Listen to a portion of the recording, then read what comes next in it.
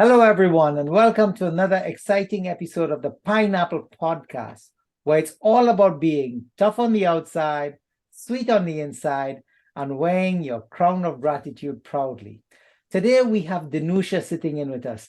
Now, Danusia is an amazing, amazing lady. Not only has she sort of pivoted in her real estate journey from being a specialist in STR or short term rental, she's gone ahead into the multifamily space and the land development space. But Danusia is big on the mindset. And as you could appreciate, mindset is where it all starts. You got to have that right framework to take on new challenges and push forward. And so, Danusia, welcome to the Pineapple Podcast. Oh, Mitch, it's so nice to be here. Thank you for having me. Thank you for giving me the opportunity. Wonderful to share my story with everyone. Absolutely, absolutely. So I really want to get into this because I know, there's a lot of exciting information in your journey as to how you got into real estate. To me, it seems to be the most exciting piece of it because a lot of people do try the transition. They want to go from their job, their career, get into real estate, but their nerves hold them back, their mind hold them back, and just the lack of knowledge, right? Until they get into the community, until they understand, hey, I got to take some chances sometimes. So if you would share with us your backstory, let us understand how you got into real estate. How did I get into real estate? It is a unique story. I've been in real estate investing or basically landlording, the space of rentals, my entire life, actually. So my parents had a space in Toronto, a three-story home in Toronto, and they rented at the end practically the entire building. So I remember I have memories of being in my diapers. I remember this lady was one of my parents' tenants, and she was changing my diapers, and we were another one that we were sewing curtains for the tenants, and there was always that language of for the tenants, because of the tenants, something about the tenants. There was always somebody coming at the door the 1st or the 15th of the month, obviously to pay rent. And this is the atmosphere that I grew up in. And so my parents knew what they knew. They came to Canada from Poland, or the end of the World War, in 1952. Right. Yeah. And yes, a long time ago. And they knew what they knew. They had to make life work. So they mom and popped the rental world between themselves, husband and wife, as best they knew how. And this is the world that I grew up in. And then as my parents became aged, I took over what they were doing. And this was basically in 2002. And I progressed, as I knew for the rest of my entire life, the mom and pop way. But I instinctively knew that there was something more to this, but you don't know what you don't know. Yeah, enough. And then my friend had said to me, you should have a Facebook page. You need this Facebook identity because this is the new social trend. And I said, you know what, just you do it because I don't know how to do it. But eventually I got into it, and the algorithm of Facebook picked up my pattern, picked up my interest, and it advertised keep buyer right in front of my screen. And this is the first time in my life that I had seen another format, another group of people that had the same subject and topic as I did, because the years prior, my parents' friends didn't do it. I didn't have any friends that did it. This is the only thing that I did. I didn't have a career. I didn't have a T4, and this is what I did. So when I finally walked into that ballroom Aspire, I was just like amazed that all of these other people do what I do. And then with the coaching, it just launched straight up. I leveled up for the first time in my life to levels I never even knew existed. And I have never looked back. Amazing. And I really love you sharing this because I've spoken to so many people where their parents were involved in the real estate side, in the landlording or what have you, and the kids shied away from it. It was almost like, okay, mom and dad is doing this, not for me. And the fact that you embraced it, I mean, I love that because look at what is happening today. You have years and years and years of experience, and you have memories from being in your diapers with that interaction with tenants. I mean, that's exactly how it was done before, right? Buy the house, you rent the spaces so that you get that extra rent coming in. So it was really house hacking at Yes. very infancy, right? And again, Yes. today's Yes. a big strategy. Like house hacking is one of your biggest strategies to get into real estate, and you lived it. So thank you for Yes, I sharing did that do it. story. Yeah, absolutely love it. And the fact that you got involved in the community with the, as you said, you found the Keyspire network and you realized there are Hmm. lots of people like yourself. You know, Yes, love that. And investing in yourself, education and mentorship is one of the most critical ingredient for success. it's And true. you have to be prepared to embrace it. It's not just about an investment from the pocket. It's an investment in time, heart, and soul. And when you put that money out from your pocket, believe me, you want to get every penny back. So you're going to show up, you're going to do the work, you're going to make the calls, you're going to really embrace everything. And I love that in you. So tell us now. Thank So you. once you kind of got into the realization that there's more to real estate than what you were initially exposed to, what were some of the things that were going through your mind and you started to explore in real estate? Well, one of the core things between the people who don't do real estate investing and the people who do is the lesson that having a mortgage, having debt can be also be a good thing. And I Yeah, realized that I have equity in my bricks, and I learned how to extract that into a financial component and make my money work for me, make my buildings work for me. One of the long-standing lessons that I learned during that weekend that I met everybody for the first time is that an asset is not an asset unless it makes money for you. So I started looking at my spaces and places and saying, how can I turn this into a monetizing entity? So not only did I receive rent checks, I got HELOCs out of my house. I just started private lending. I started saving and creating debt in a positive format so that my assets can work to their maximum capacity.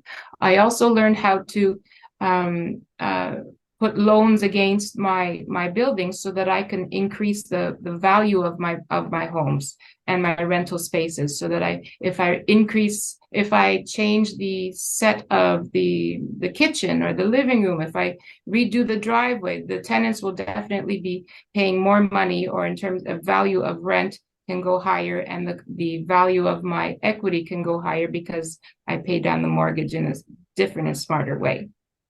absolutely. I love that again because a lot of people, their biggest target is let's pay down this mortgage, get rid of it, get rid of it, get rid of it. If we have a line of credit and we use it, let's pay it back as quickly as possible.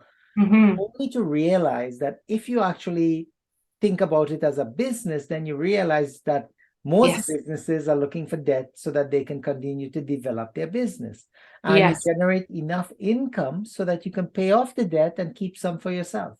Uh, Exactly. and this is the focus even on myself. Like I do the business planning and development for people to realize you're in a business. The day you decided to become a real estate investor, you actually became an entrepreneur, and you need Mm-hmm. to think like a business, function like a business, and understand the benefits of borrowing money, turning a profit, keeping some for yourself, and paying back your debt. It's a simple Yes. formula, right? Yes. And you've experienced that, and you've embraced that in such a good way. I absolutely love you the fact that you're sharing that. And I know we want to jump more into okay, what's coming down in the real estate, but the one thing I was fortunate when I met you to learn about you is that you're very strong in your mindset. And when I say very strong, you practice the early morning cold showers, you practice mental discipline, you actually reframe in your mind anything negative, you flip it over to a lesson and positive. And Yeah. to have that inside of you as a person is incredible. And I just want to touch on that a little bit as well. Like, what are some of the things that you've found in your life for positive mindset to help push through all of the challenges that you can have in life? Oh, there's so many. And one of the ones that come to mind right now is that everybody has one energy, one source energy. And Absolutely. since it belongs to you, you get to decide what to do with it. So I can either have some type of negative something that happens in my life. And where do I put my energy? Do I pour it onto that negative and keep going down, down, down, down? Or do I switch it around and find the positive and use my energy in the most efficient and effective way to go through my situation and get to the other side and be the best person that I can be on all capacities and everybody that comes in my path and all the items that are on my path. 100%. I mean, I love the way you do that because you're right. When you put energy into negativity, you're festering just more negative thoughts and negative Exactly. thoughts, and it doesn't get you to anything No. but frustration. When you flip it over, and now it's like, okay, it's a lesson learned. Maybe I needed to do it this way. Maybe I needed to talk to somebody different. Maybe next time I'm going to take the lesson learned and implement it in a different, more positive way. Now you have ideas coming from the universe that's just feeding you in terms of, Yes. okay, you've had the experience, and now that you have that experience, it's going to just reinforce all the new things that you're going to try to get you there. And what happens? Anger disappears, fear disappears, jealousy disappears, all the negative emotions that we have, Yes. it disappears. And now you live in inspiration and you live Yes. in, and you know, the one thing I've come to learn as well with all of these teachings is you cannot be in gratitude or thankful for whatever you're dealing with in life and be upset and fearful at the same time. True. It just doesn't work. I wanted to choose one. I wanted to also add that Yes. if there is the goal of a person is to always be in their flow, always to be in the position of happiness and joy. Because if it comes to you easy, that's what you're supposed to be doing. If it comes to you in a little bit of strife, a little bit of a gray shadow, if something isn't working out, then that's the universe identifier that's tapping you on the shoulder that this is not for you. That's the identifier. So if you feel bad about something or the emotions are not right, that is welcome it and embrace it and see it as the sign from the universe that maybe you need to go to on a shift, go towards the joy, go to wherever the flow is flowing, because that is where your zone is. What my latest coin of the term is, that is where your zone of genius is. That's where you are supposed to be. That's who you were born to be. So just be in that zone, because then everything will flow so nice. Oh my God, I love that. You know, it's really incredible when you start thinking like that and you start working like that. Now, the one thing if it's okay for me to share with this, in one of the events I had met you, you were like, was it 7 a.m? You were in the lake in September doing your morning cold bath, as it were. And we often hear about this, right? But a lot of people, it's like, okay, what really is this cold shower thing in the morning and what does it really do for you? And I just thought, if you're willing to share, I would love to let's touch a little bit on why that discipline becomes very powerful in your life. Not only is the cold showers in the morning, I have to admit, it's not exactly that cold. Maybe I'm in the cool, tepid waters for maybe 5 seconds on a particular day, but it's also the 5 a.m. club. I was doing the 5 a.m. thing before it became a thing, before it became a word that the rest of the society was doing. It gets your energy going. It gets your blood pumping. It gives you on all the senses of the body, mind, and soul and spirit.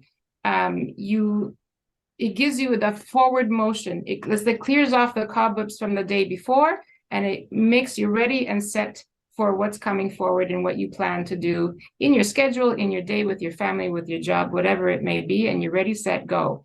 And then when you practice this type of mantra, this type of practices, by the time the rest of the world wakes up, you're already done. You're ready to go. You're already, let's go. Yeah, no, I love that. Absolutely so true.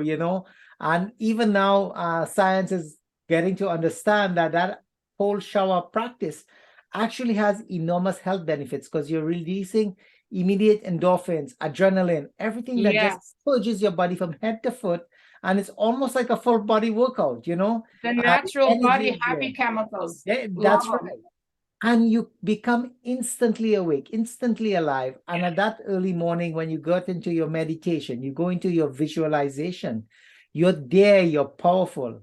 But I think one of the most important thing is that just empowers you for self-discipline, which is the most important difficult discipline for a lot of people because, Agreed. we sometimes say, okay, we're disciplined, we're eating only the healthy foods, or we're working out at a certain time, and your body sometimes don't feel it, and you lull back.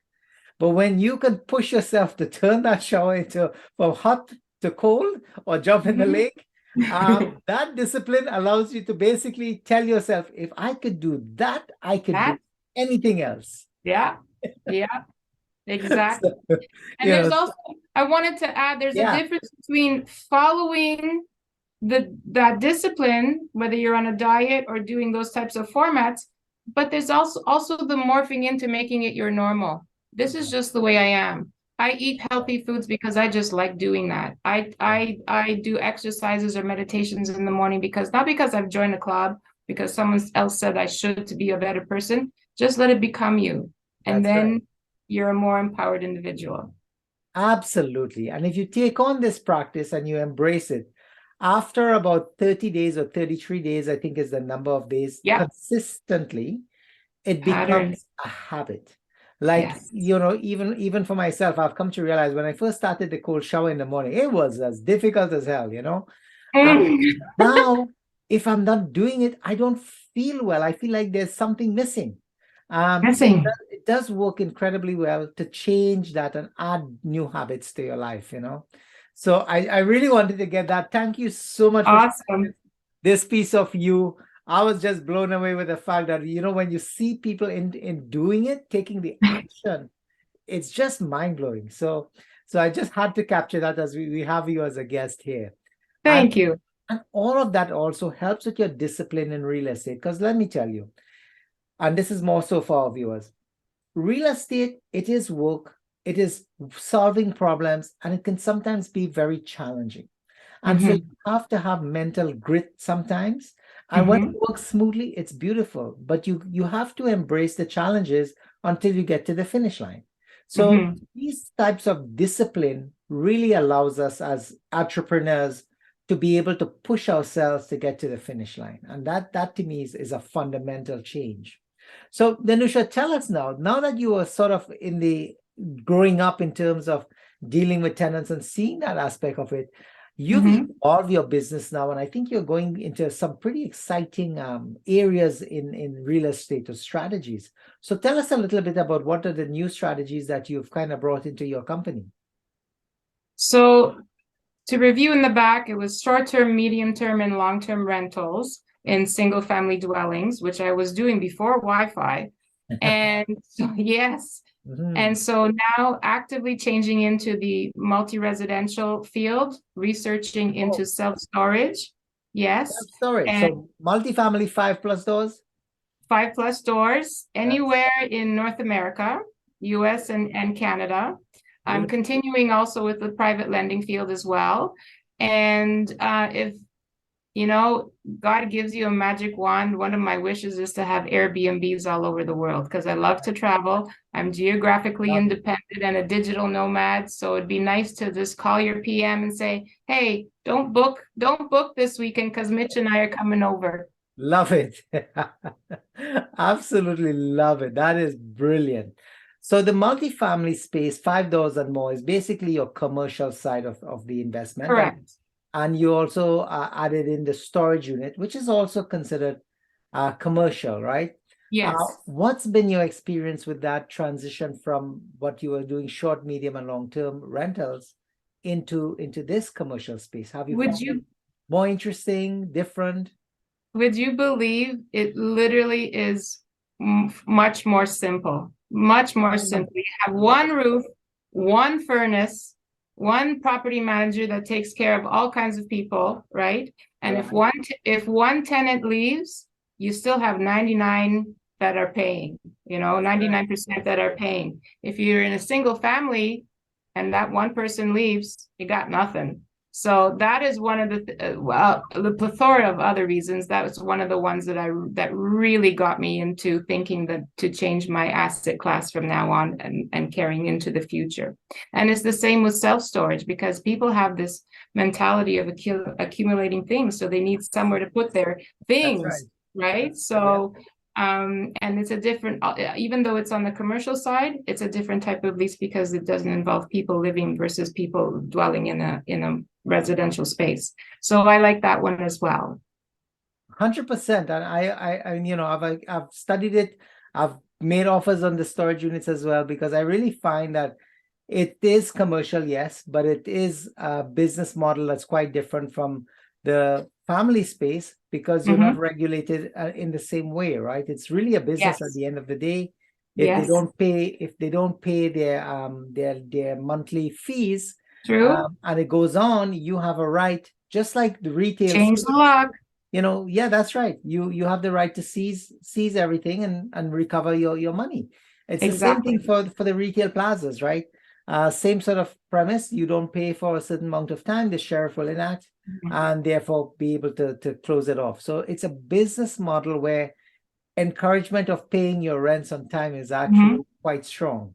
So and the economies of scale is the component about it that really makes sense as well. 100%.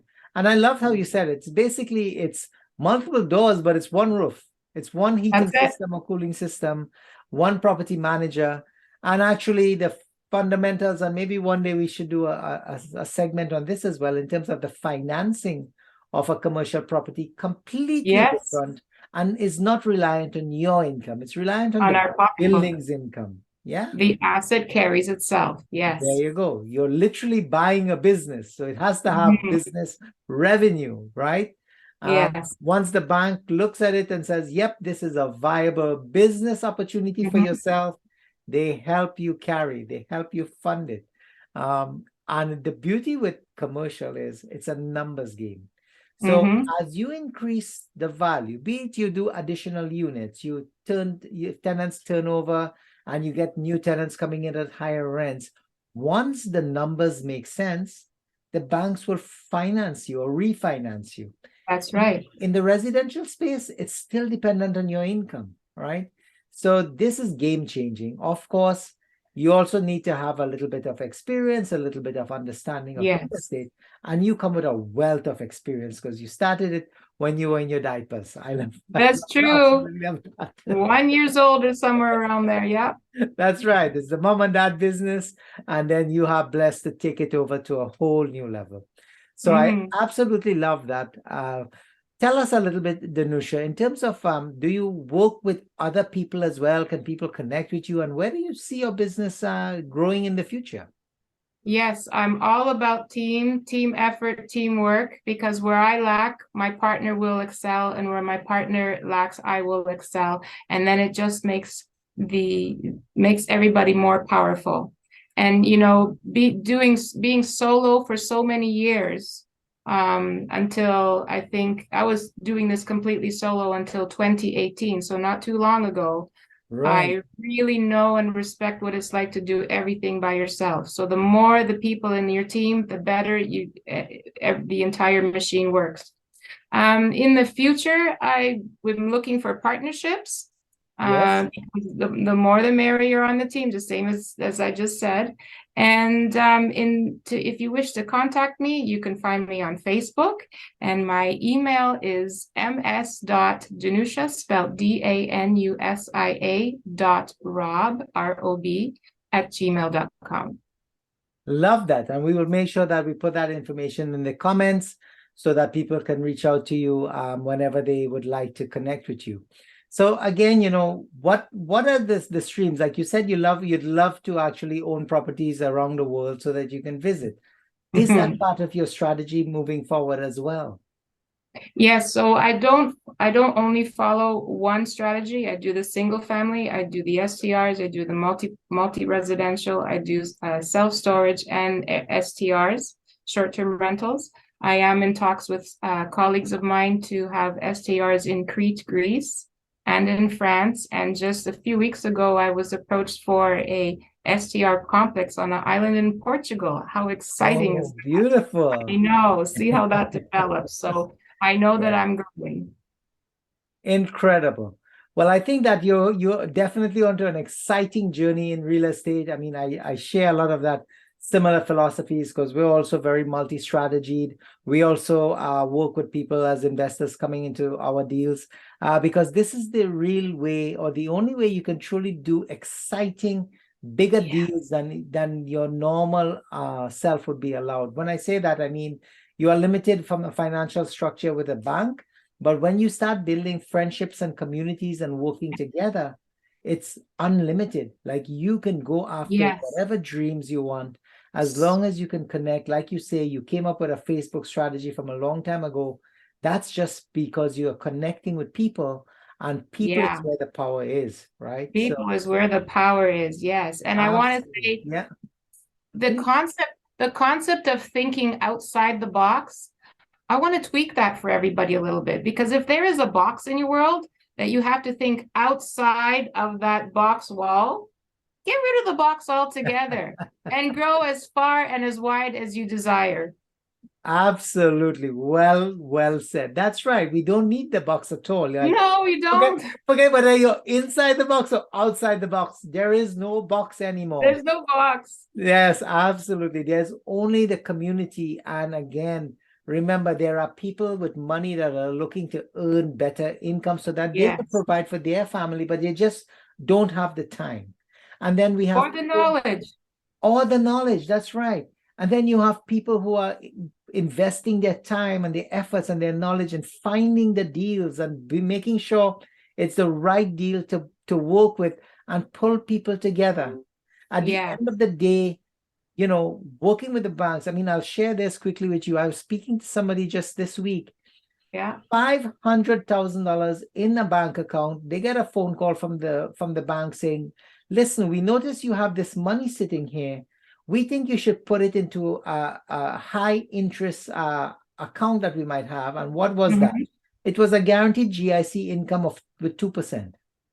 Like, this is what the institutions that make billions of dollars every 3 months telling you to earn 2% on $500,000. And when they're done, they might take about 2.5% in fees. I don't know. I'm just.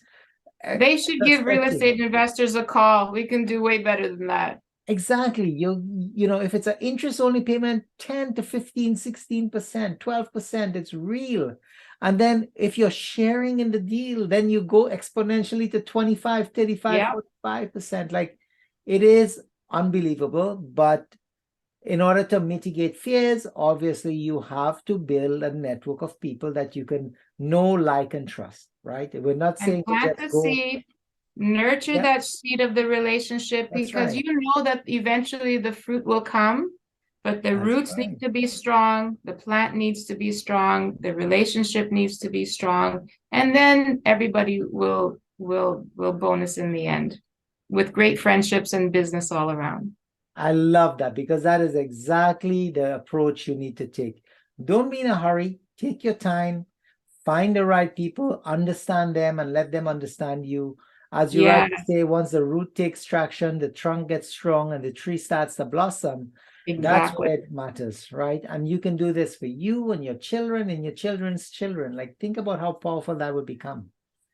And then we can all work towards financial freedom. And I want to make it clear with people, financial freedom means that you're now empowered to do the things that you know, like, and love in order to foster community, friendships, travel the world. But you can really bring value for things inside of you that tends to get bogged down because you feel you got to do the 9 to 5 and you got to pay the bills, and you just limit your life.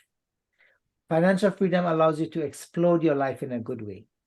So, you know, thank you for sharing. I love the tree analogy. I think that is just the best way to describe how you nurture relationships to make money.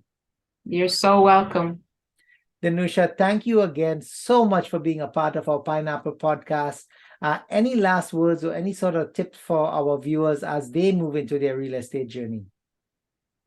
Oh, there's so many, as I said before, but I would say, you know, in your heart when you're ready to move on. You know when the job is got you and it's time to find something fresh and new. So reach out to any real estate investor. You can start with Mitch and myself, and we can help you with whatever you need to take that first step into financial freedom. Absolutely. I couldn't say it any better. Thank you so much. And once again, to our viewers, remember to hit the like, subscribe, and notify button as we build our base. And please share this with anyone that you think that would add value to their lives.